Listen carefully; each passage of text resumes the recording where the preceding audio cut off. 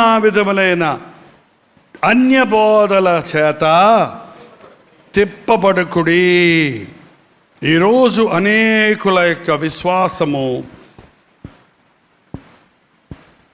మారిపోవటానికి, దృష్టి మళ్ళీపోవడానికి కారణం అన్య బోధలు, సులభమైన బోధ.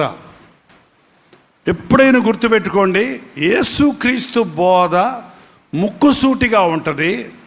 యేసుక్రీస్తు బోధ కఠినమైనదిగా ఉన్నా అది ప్రయోజనకరమైనదిగా ఉంటుంది.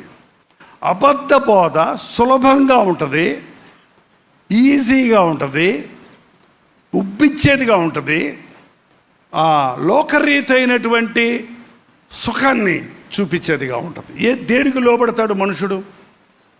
దేనికి లోబడతాడు మనుషుడు? సులభం కావాలి మనకి. సిలువెత్తుకోవటం